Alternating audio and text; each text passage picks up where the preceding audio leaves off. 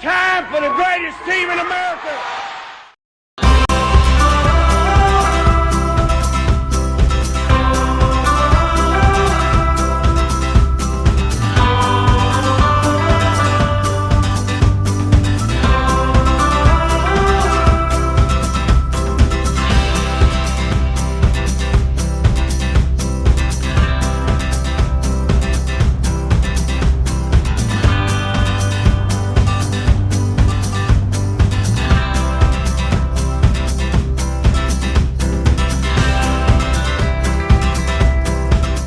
Hi folks, this is Alan Tyson for Lee Hill and Johnston Insurers.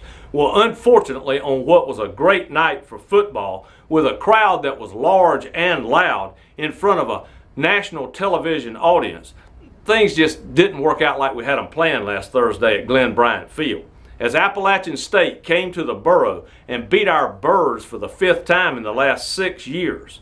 On a night when our defense and special teams played well enough through 3 quarters to give us a chance to pick up our 4th conference win, the boys from Boone played their own stifling defense, holding our Bluebirds of Prey to their lowest offensive output in 2 decades. After an early interception and a fumble recovery for a touchdown, our Birds held on to a 10-0 lead 7 minutes into period number 2. But the Pipe Smokers put up a touchdown and a field goal in the last 8 minutes of a half that ended on 3 different occasions. And the score was tied at intermission.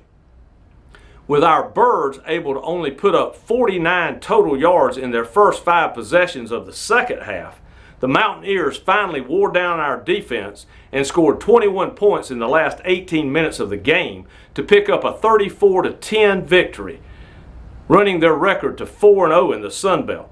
Folks, it just wasn't pretty. But hey, the sun came up on Friday, so hail Southern as we live to fight another day. Time to see what you're made of, Big Blue.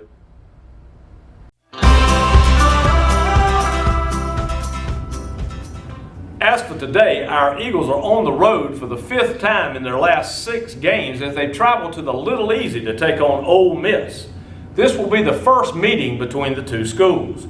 The Rebels, who are 3-5 overall, will be playing an unranked opponent for only the 2nd time in their first 9 games of the season. These Freedom Fighters from Lafayette County are 31-2 against current Sun Belt teams.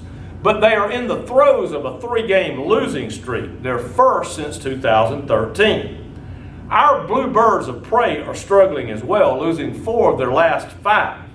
They are 1-10 all-time against Southeastern Conference schools, but 4 of their last 6 games against Power 5 opponents have been decided by 6 points or less, including a 26-20 win over Florida in 2013. Folks, I wish there was some way to candy coat it. Well, but with the Rabble Rousers a 28-point favorite, this one just does not look good on paper. But some guy named Russell used to say, you don't play them on paper. And that ball's got an odd shape. You never know how it might bounce. Could just bounce your way. With that in mind, here's my theory on how our men in blue will pull one of the biggest upsets in 2016. On offense, we will mix the run with controlled passing on 1st and 2nd down against a team that is ranked 115th against the rush and 71st against the pass in the country. This will allow us to move the chains and take time off the clock. It will also keep one of the worst defenses in the FBS on their heels, giving us a chance to score from both outside and inside the red zone. On defense, we know they can't beat us on the ground with the 103rd ranked rushing team in the nation, so we will sell out against the pass.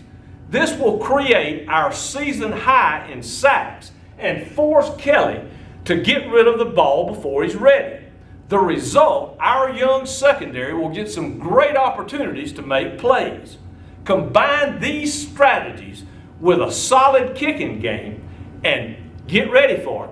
At the Grove, in a close one, Leonard's loser, the malcontents from the Mudwaddler State. GATA, Eagles. And folks, you just can't beat that. And you just can't beat Georgia Southern. And you ain't seen nothing yet.